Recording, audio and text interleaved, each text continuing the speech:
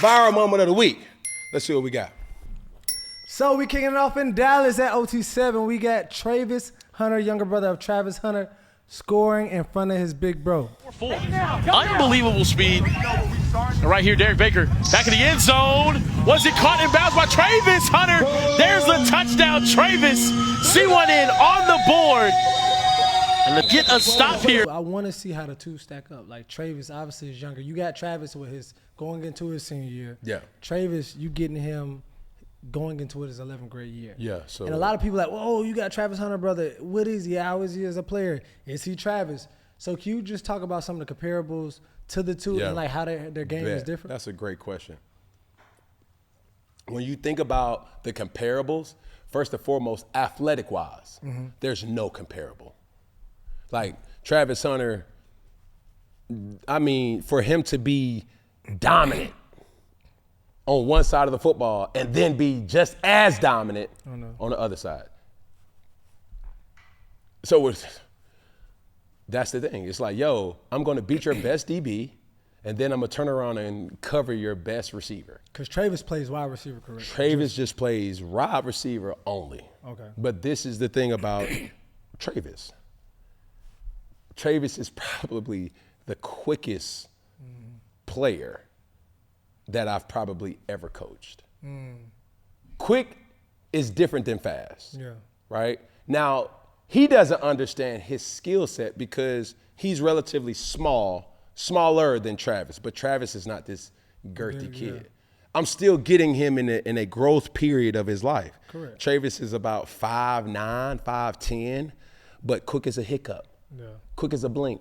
Shifty guy. I mean, real shifty. Now, you're asking me who's more polished at that age. I would give more polish to Trayvis with route technique and just the fear of, okay, he really understands the position. Travis just had this knack of catching, and he just was a playmaker. You know what I'm saying? The ball always found him. He just, whether the route was right, he got his depth or not, it was a slant, but he converted it to a not. It's just like, bro, what did we, okay, what a touchdown, all right. Yeah, that's not what I called, but it was a touchdown. Yeah. Shut up, it's a touchdown. Okay, it's a touchdown.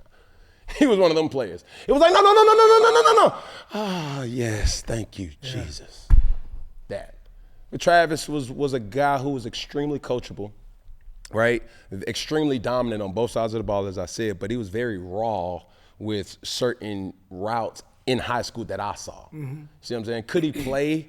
But it was just a timing thing. I didn't have a lot of time in high school with Travis. Like, we had practices, and it was like, man, coach, man, I just want to do. I said, bro, but we got rules and principles like that you got to abide by. Our curls are from 12 back to 10 yards, going back to the quarterback. He's like, man, I'm gonna bring it at 8. Like, no. All right, bro.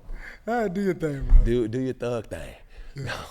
You know what I mean? How do you coach that part now with Trayvis? Because obviously, just from my time and my knowledge of even being there and seeing, it's like Cam walk through, oh, can I get a picture, Cam? Can I get a picture? Then after they take their pictures, they start looking over, Travis. Now you got to coach a Trayvis on the field, but also off the field, because now he has fans and stuff, and this label of Travis is Hunter's little brother. Yeah. So how do you coach that of him? Just be you. Like, don't worry about doing all this stuff. Just play your game. Man, we had one of those moments this weekend where he did not have his best game. And obviously, being the brother of somebody else, that bloodline is rich of talent, right? I think Trayvis ran the wrong route. Effort wasn't necessarily there on another route. Didn't, catch the ball on another. It was just the worst game that I've ever seen him play. Yeah. But from my advisory role or the mentor role, you're going to have games like that, bro. For real, for sure. Get over it. I think what hurt him was his stardom caught up. And you got to understand, when you have a name, that name is also going to be used as ammunition. When kids are envious of you, they're going to bring up, bro, you ain't your brother. That's why your brother, blah, blah, blah, blah, blah, blah, blah, blah. Like all the, and you could tell that it started to get to him mentally and took him away from the game, right? So after that, that's the value of Cam. You know what I'm saying? So when I say the best, it has nothing to do with wins and losses. It has more to do with relatability, right?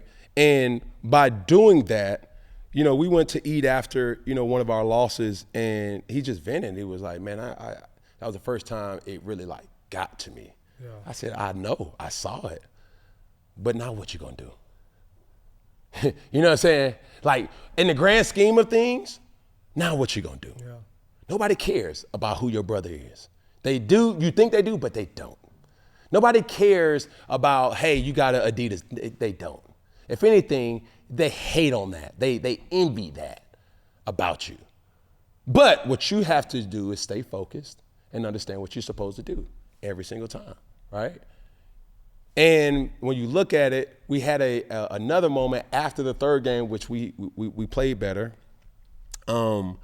We went to, the kids wanted hot wings. So we go get hot wings. And right after, this is a complete stranger. And you've been around me when you get these moments like, oh my God, hold up, Cam Newton, what are you doing in Dallas, right? And the young lady, she was like, hold on, stop right here. Little chick from the hood, you know what I'm saying, the round-the-way chick, she was like, hold on, Cam, please stop right here. Let me go get my son. The son was in the car. She goes 3 or 4 cars down. She comes back, and her son said, oh my God, that's Cam Newton. Man, I watch all your YouTube videos. Man, matter of fact, where's Trayvis? Honest to God.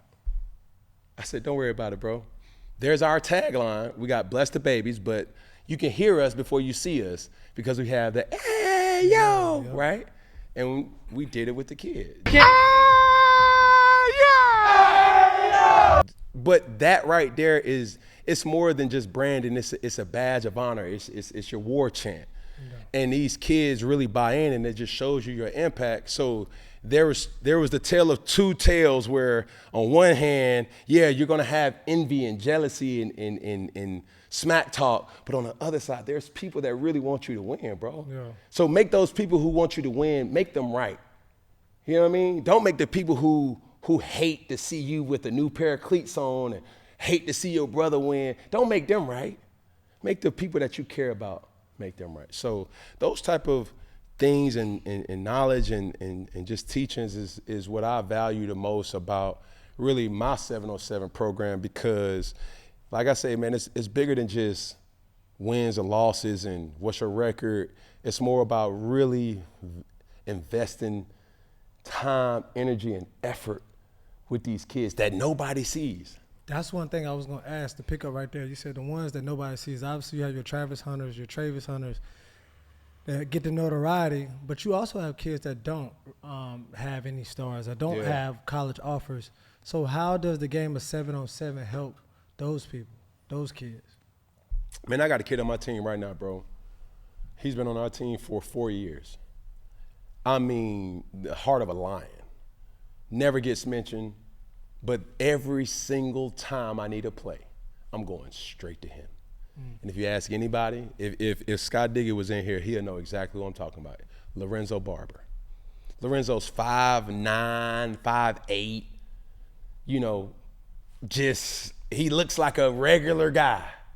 But when the moment is there to make a play, I'm not going to nobody else. Yeah. See, Bill Belichick said this, and he put it in word form that made most sense.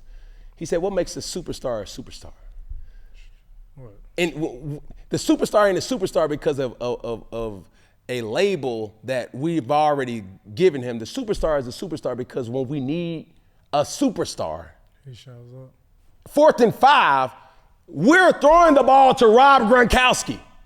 We're putting the ball in Tom Brady's hands. We're giving the ball to Julian. That's our superstar. No. We're not giving it to no. We're giving it to Michael Jordan. We're giving it to LeBron James. We're giving it to Kobe Bryant. We're giving it to Allen Iverson, Jamar Chase. Like, it's that. That's why you get superstars. So our superstars don't have the stars because that's inflamed. It's like our superstars for us. And what the 7-on-7 game has given us the opportunity to do is shine, even when in their high school they're not able to be the star because they may go to a philosophy where it's a run-first offense, or the challenge may be a quarterback that's incompetent to make the throws. You see what I'm saying? Yeah. So when you see stories, and I think you have a story to kind of just hint towards the importance of 7-on-7, because I do think 7-on-7 advances the game, especially from the skill position standpoint. It's extremely needed. Hey, look, guys. Over the years, I've tried a lot of protein powders. Some chalky, some gritty, and some just straight up nasty. And when you care about what you put in your body, just like I do, that just ain't gonna cut it. There are no quick fixes when it comes to your health.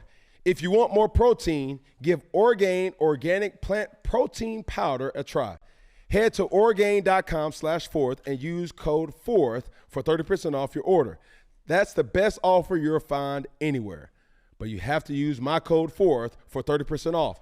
One last time, for 30% off, head to Orgain.com/4th. Use my code 4th. When I was in high school, I wasn't playing at all. I was pretty much designated towards defense. So all my film came from 7-on-7. My dad would just kind of video me wherever I went, Nike camps, Under Armour Rivals camps or whatever. I'm like, you know what? I probably won't have guys showing up to my doorstep, so I got to go knock. I go sell myself. Yeah. I was the same way. So I remember I showed up at Wake's doorstep. They didn't know who I was. A scout gave me a little tour. You went there? Yeah, I knocked on the door. They said, who are you? We don't know who you are. Yeah. And I was like, well, here's my 7-on-7 film. I had literally one-on-ones where I would go to these camps. We'd find the number of the player, find out who he was, who his offers were, and then I would just say, Tyron Johnson has offers from here, and this is me burning him. And that was like my whole highlight reel. I remember we left there, we shook hands, they said they would take a look at my film. Most of the time when someone shows up at the doorstep and they don't know who he is, they say they look at the film, but they don't look at the film. He happened to have 5 extra minutes in his day. He glanced at my film and he could see how polished I was. And so they called me back immediately. I was on my way to Wofford. I said, hey, young, you need to turn around. He said, hey, you don't have any film and pads. Where is it? I said, I'm not getting any burn. They're not letting me play. They're like, well, you obviously can play, right? But we can't offer you without pads or seeing you live in person, right? So you have to come back to our camp. So I came back for Wake's camp. I came back for Vandy's camp. The Wake camp, I was doing really well. I won every one-on-one, caught everything. And then the next day we had to drive to Vanderbilt, and I was on the front cover of the Rivals page for Vandy's recruiting page. The Wake staff knew I had done really well at the Vandy camp as well. Wake offered me. I had 0 catches at that point in high school. 0 catches in high school, which you had to offer. Okay. This is what I want people to understand about that clip. Talk to me. They may say, oh, yeah, well, he had 0 catches, but he performed. There's too many times in high school recruiting and even college that people aren't ready to perform. They want the clout, but they don't want to perform. In extreme circumstances. In the heat, oh man, it's too hot outside. And when it's cold, oh man, it's too cold outside. When you worked out already, oh man, I'm sore. In extreme circumstances, bro, in inconvenience, how do you perform? Right? So there's opportunities out there, young man. There's opportunities out there, young lady. But you're gonna still have to perform. And even when you do get the clout, you still have to perform to validate that clout. Too many times, these scouting platforms have just given this flex to these kids to be able to say, bro, I got 64 offers. Bruh, you only can go to 1. Yeah. Or at this particular point in time, you can go to 5. 1 per year. You know what I'm saying? And extra. But understand this, you still gonna have to perform. Go. I hate it. I despise. It don't keep me up at night because I don't care that much about it. But it's just one of them things that's like, kids, where are we at right now, bro? What happened to, man, you gonna be at this camp? I'm gonna be there too to compete. See it, yeah. There's never a point in time somebody can look at my career and say that I didn't compete. And that one time, that only one time, people remind me every single day because I showed some in me by not jumping on that football. That's one time. But did I go to the combine and perform? Yeah. Did the best out of me come when I played the best? But they gonna remind you about the negative. That's cool. But use that as an example. People will harp on the negative more so than highlight the positive. I never ran from smoke. Too many times in this day and age, kids is running from opportunities like, oh no, I'm gonna go, but I ain't gonna perform. Like, no, too soft.